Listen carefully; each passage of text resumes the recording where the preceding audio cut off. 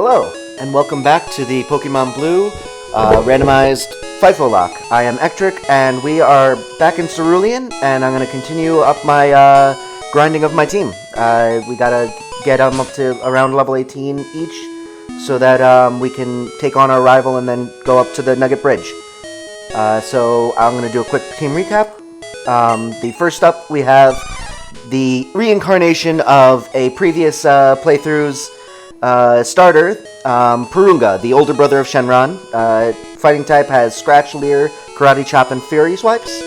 Next up, we've got Owldrin, the Electabuzz, with the moves Quick Attack and Leer. We've got Sadston, the Weepinbell, with Vine Whip, Growth, Wrap, and Poison Powder.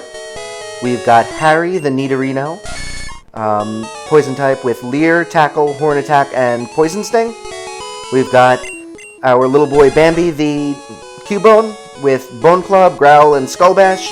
And finally, our Lord and Savior, Mewtwo, the God, with Confusion, Disable, Swift, and Psychic. So, with that being said, I'm going to continue up on our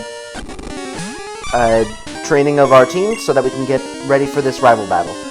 I want to have them all around level 18.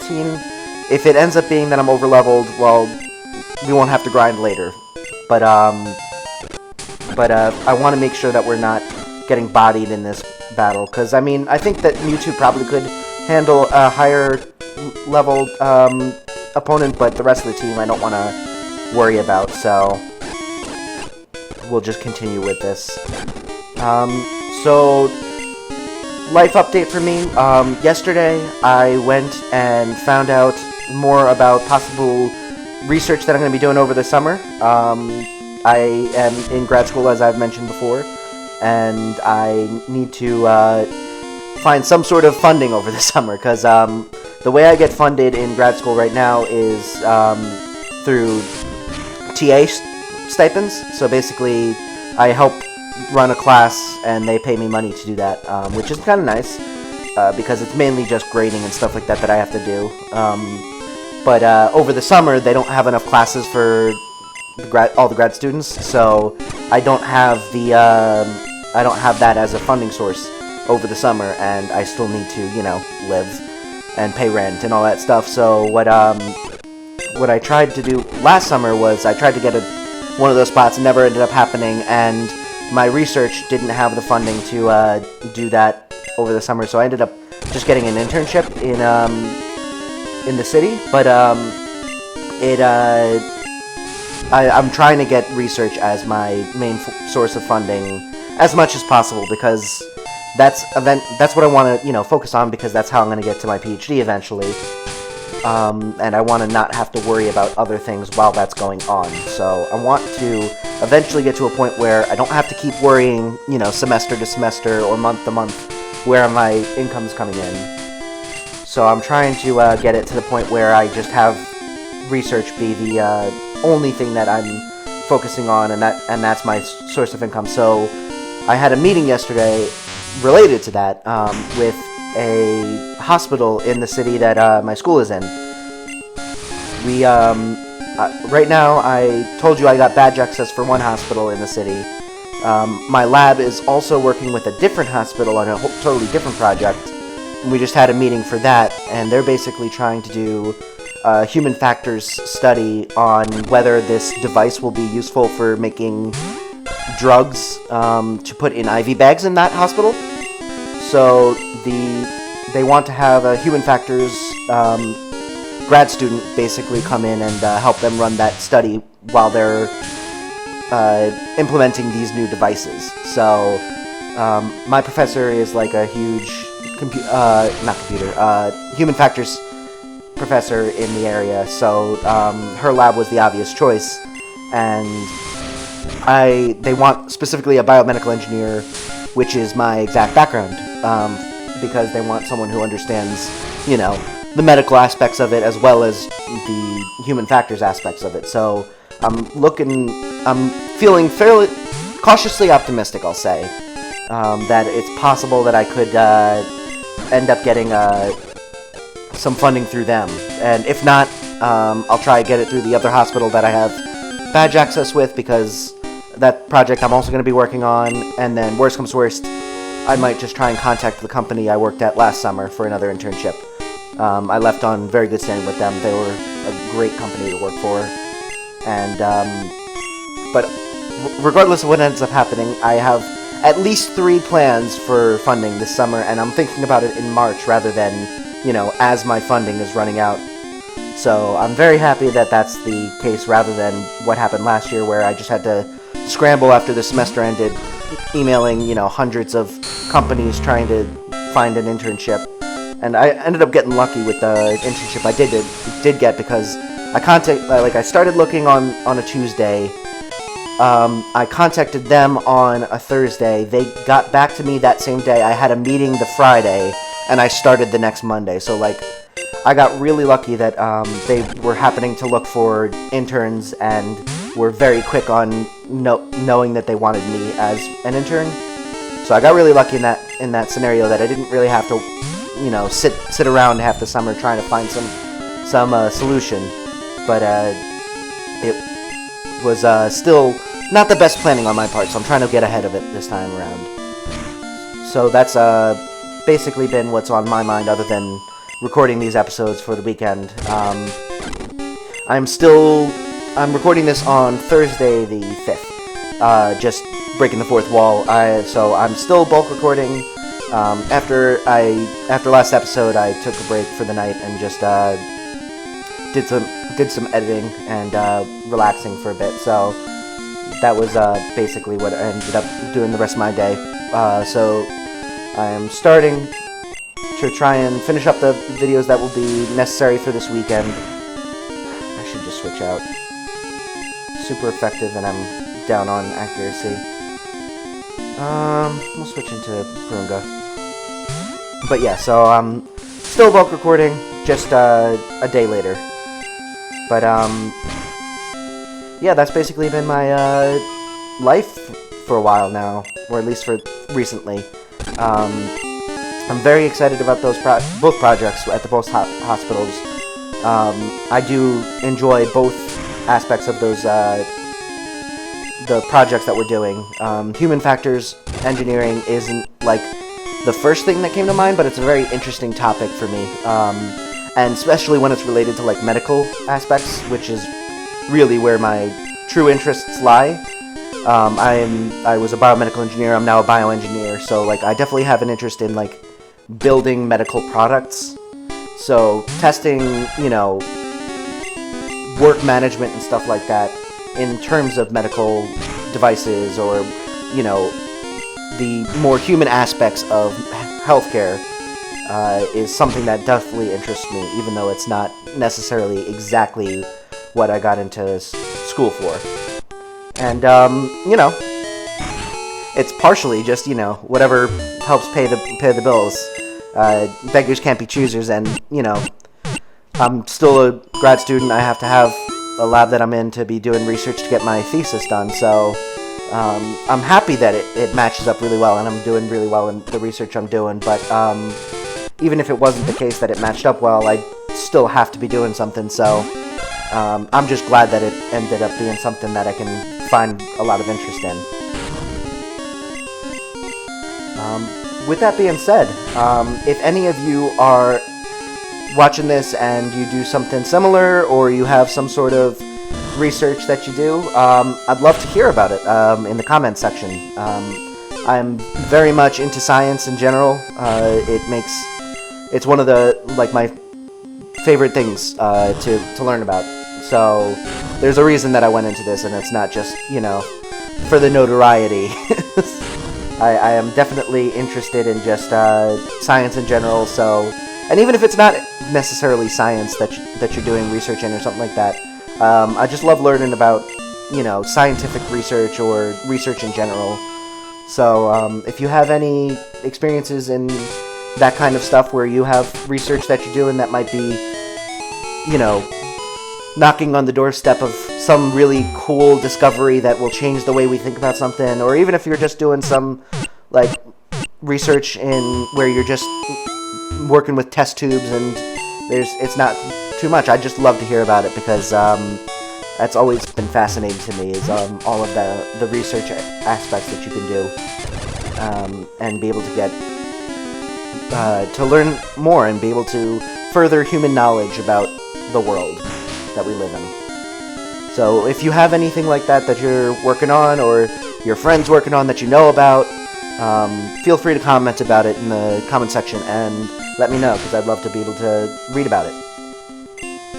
Alright, so getting back to the game, let me look at my levels here. So Purunga's up there, we still got a couple. I should start speeding up more. I can't use...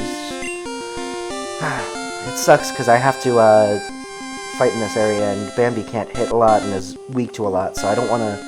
Maybe I should switch train Bambi.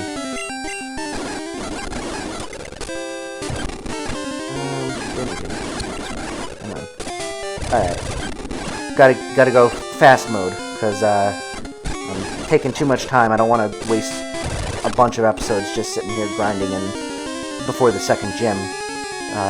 You know, eventually we want to make progress in the game, even if, I am generally a pretty slow Pokemon player. I like to really explore the areas, so I usually end up getting, at least, you know, equally leveled to what we're doing before I go in. I rarely go into underleveled, even when I'm not playing Nuzlocke. I just prefer to play, at a slower pace, and it ends up making it so that it's easier for me to get, not necessarily over-leveled, but, like, equally leveled. I generally don't rush into things and skip trainers.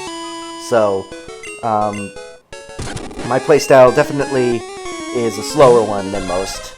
If I ever end up doing, like, you know, versus against other content creators, or, you know, I might have some friends join in on the fun at some point if I can manage it.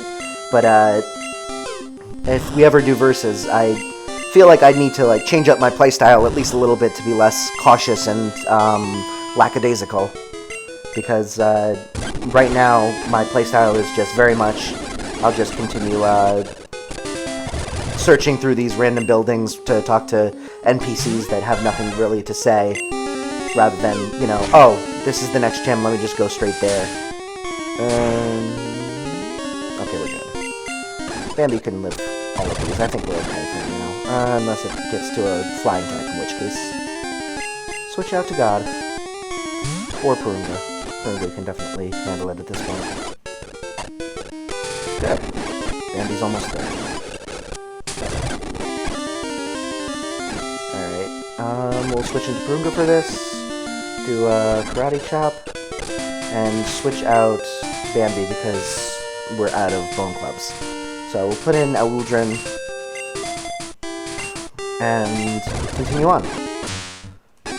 So, I was watching some videos lately, and I watched one YouTuber that does book reviews, and they recently finished up reading the Harry Potter series, and it really made me want to listen to it again, because I just love that series. And they just finished their review of the 7th book, and it just reminded me of how much I really want to listen to that series again, or read that series again. Personally, I've done the Pottermore stuff before. I've done it a bunch with different email addresses, because I generally try and get, like, being a scientifically minded person, I find that doing the quiz one time, depending on the questions you get asked, it might, like, bias it towards, like, a certain house or something like that, so I generally try and do it a couple times just to get, like, an average almost. And what I've found is that when I've taken all the times I've taken the quiz, I used to get Ravenclaw a lot back in, like, high school and stuff, and early college, but as I've moved on, I've definitely gotten Hufflepuff a lot more, and I consider myself more of a Hufflepuff than a Ravenclaw anyway. I mean, obviously, I have that academic side of me, but I feel like it's not indicative of my personality. It's not like my primary trait is that I'm academically minded and stuff like that. I think that the aspects of Hufflepuff are definitely something that match up with my personality more. As I was saying in previous episodes about, like, the characters I play and stuff like that, I think that I definitely have much more of like a just, happy-go-lucky kind of attitude about things, and that that to me screams Hufflepuff. I really like Hufflepuffs. They get, absolutely no notoriety outside of Cedric Diggory in the series, but I think that they're awesome, and I don't think there's such thing as a bad Hufflepuff in the books, so I'm happy about that. Obviously, I'm sure they're like in like the depths of Pottermore. There's probably some Hufflepuff that did something awful or was a Death Eater or something like that, but in all the main characters in the mainline series, at least, Hufflepuffs are just generally kind of like, just there having fun, trying to live their best life, being good friends, and, figuring out that you should bring golden eggs into a bathtub for some reason. On that kind of thought process, I don't know how Cedric Diggory figured out that you needed to put it underwater. Like, I feel like there's some sort of backstory there that I feel like could be delved into about how Cedric Diggory figured out that, if you put the egg underwater while in the bath, you'll be able to hear it perfectly fine. It just seems like an odd situation to be in where you figure that out organically. It kind of reminds me of like, some foods where it's just like, how did you figure out that this tastes good? Like, we just had milk that went sour and bad and became solid, but let's try and eat that. Oh, it actually doesn't taste rotten and awful. Those types of things that just, how did someone figure this out without like already knowing that it existed? Those types of things just boggle my mind, and I feel like Cedric Diggory figuring out the egg is one of them. Not to mention the other two from Bobaton and what was the one from Bulgaria? Completely blanking on Crumb's school's name, but Crumb and Fleur, they also seem to have figured it out perfectly fine. So somehow they managed to all, except for Harry, figure out randomly to put it underwater and just got it without any sort of help. And I mean, obviously Harry had help from Cedric, but just doesn't make sense. That's another thing that the reviewer that I listen to does that I really enjoy is they will not only just do a regular review where they talk about like their overall feelings, but for the Harry Potter series specifically, they went through each book and made a second video on all of the things that didn't make sense in the series, and talked about those types of like, possible plot holes or just inconsistencies and stuff like that. And it really brings up interesting things that you can kind of try and figure out in-universe explanations for that would explain away the apparent issues with the series. And those are the types of things that I really like, because I'm a huge lore fan, and just, in-universe... Oh, I didn't mean to leer. I like coming up with in-universe explanations for certain things that most likely had an outside-of-universe, like, practical reason. For example, like in the movies, the practical reason that the house elves don't like come up in the movies after like the second movie until the seventh movie is that they were really, really expensive and difficult to animate and record, and like recording actors interacting with these characters, the light interacting with these characters, all of this stuff just is much more difficult than just having Neville come up with the solution to how Harry can breathe underwater for an hour rather than Dobby.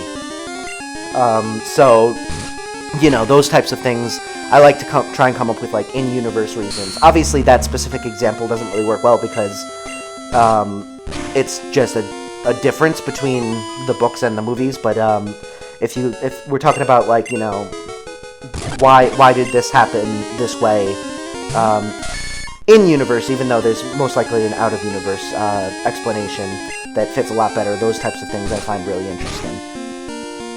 So those types of videos that the content creator I've been watching makes have been really interesting to me, and I've been really enjoying them. So I highly recommend looking into that kind of stuff. I think her name is Murphy Napier. She's a booktuber, and she's got some really good reviews on the Harry Potter series. She went through the Lord of the Rings series recently, and just been really enjoying her opinions on the books. And she's also been introducing me into some new series that I've been adding to my list to try and figure out if I might enjoy those as well. So, been a good follow, good subscription that I've been really enjoying so far. I have a very eclectic mix of YouTube channels that I watch, and I watch a ton of YouTube, and it's probably slightly a problem just how much YouTube I end up watching. For the most part, I end up just having it, as if it was like an audiobook just on while I'm doing other work. So when I'm editing, if I'm not like specifically listening for some sort of video cue that I need to like cover up or something like that, or like matching up the audio to the video or something like that, I usually have some sort of YouTube video or something along those lines on in the background, just listening to that while I edit. Or if I'm doing like grading or homework or something like that, I have videos playing on in the background. So it's not like I just sit there watching YouTube videos and nothing else, but I still do blow through a ton of content and have a ton of content on my to watch list. And I probably should cut down on some of it just because it gets to a point where I'm just like, I can't keep up with the amount of channels that I have that I'm subscribed to, even at 2x speed. I've been trying to go through my list of subscriptions and kind of get rid of the ones that like I don't enjoy as much, but I really should probably just stop trying to watch as many series from these channels that I watch rather than unsubscribing. Like some of the PokeTubers that I watch, I should probably just watch only one of their series rather than 3 or something like that. Yeah, so that's my viewing habits on YouTube are definitely eclectic, and there's a lot of them. Like I said in a previous video, I enjoy watching a lot about politics. I've been really focusing on the politics a lot lately because of the 2020 election. I won't go into that because I'm sure that if you're watching Pokemon games, you probably aren't that interested in hearing about, politics, but I have been watching a lot of that, although I've taken a little bit of a break since there's just been so much of it with Super Tuesday happening recently. But I watch a lot of that. I watch some stuff on like religion and stuff like that because I find that interesting. I watch a lot of stuff about, obviously I watch the gaming channels, including the PokeTubers. I watch some speedrunners for Mario Odyssey and Untitled Goose Game. I recently started watching some speedrunners for that, just for fun. I also will watch those, music channels with like brass choirs and stuff like that, as I've mentioned in previous episodes. And then I have some just that are just like general comedy ones. I really enjoy College Humor, although I'm really disappointed that they might not be around anymore because their parent company, disowned is definitely the wrong word, but I think it's the word I'm going to use, just because I feel like it's oddly fitting. But their parent company disowned them, and they're trying to keep up the funding and stuff like that, and it really sucks that they have to go through that, and it sucks that, having funding is such a big issue, and you can't just, do it for the love of the art and being able to just do it just because. But obviously they need to make a living off of it, and funding through Patreon and stuff like that may not be enough, especially for such a big operation that they run. But it's still so disappointing that they might not be able to make any more videos, because I really enjoy their videos a lot. Especially a lot of their like TV series that they started putting on Dropout. I really love them, actually. Trivia and nerdy, geeky stuff is just, two things that like completely match my interests, so combining the two, it seems perfect for me. I also love the Don't Break news episodes, because just watching people try and keep a straight face while saying something ridiculous is just inherently funny and incredibly entertaining, especially when someone's really bad at it. Obviously, it's impressive to watch someone be able to say it without breaking, but it's even better when they actually do break and, you know, just have a horrible time with actually succeeding at getting through these awkward things to say. Another one that I'm really disappointed that is ending is DBZA. I was devastated when I found out that they weren't going to continue on. I'm a big Dragon Ball Z fan. That's another type of video I'll watch, is I'll watch Dragon Ball Z content. But I grew up watching DBZA.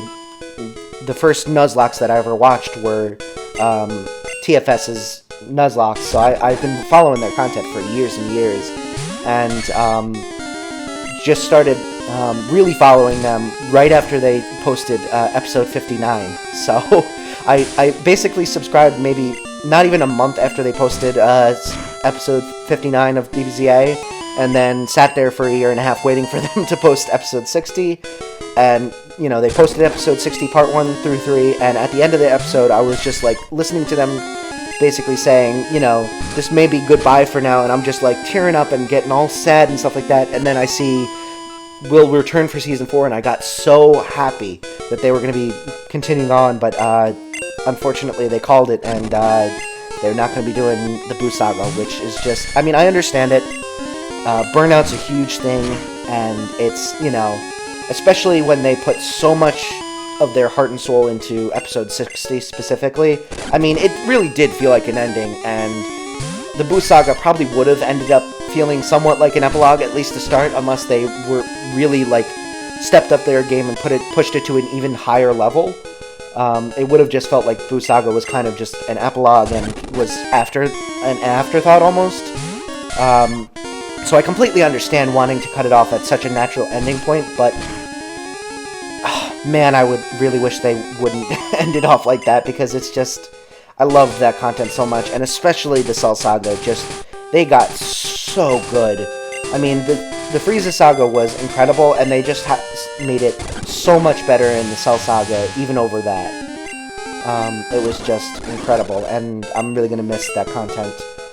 Luckily, I'm still following them and still watching their content that they do have, and they do have other content. I haven't watched any of their other abridged series, just because all of the series that they do, I don't really watch the original, so it doesn't really make, I really wouldn't understand the references and stuff like that, but I do watch, like, their gaming channel, and I watch their Talkcast pod show and stuff like that, but it's just not the same as getting to see them do what they got famous for, and what everyone, you know, mostly subscribed for. So it's gonna suck not having that, you know, as a back of the head. Oh, I can look forward to this, but you know, life moves on, and they're still putting out content, and they're still incredibly funny and entertaining. So we'll just have to deal with getting different types of content from them rather than DBZA. So yeah, that's been something that's been, you know, on my mind lately, and it's bittersweet, but, you know, I understand it, and I can always just go back and watch the episodes again. I've gone through that series multiple times already, so if it ends up happening that I watch through it again, I'll be sure to enjoy it and then get sad all over when it ends. But yeah, after this battle, I think I'm gonna call it. We're getting close to half an hour, and I think that the team is close enough to level 18 that we can call it for going on to the rival battle. So yeah, some of them are a little bit under 18, but we've got Mewtwo at 19, so I think that should be okay. And we'll gain some levels in that battle itself. So with that being said, I hope you have a wonderful rest of your day. Thank you so much for watching and listening to me just blabber on. And until then, I will see you in the next episode. Have a great day. Bye.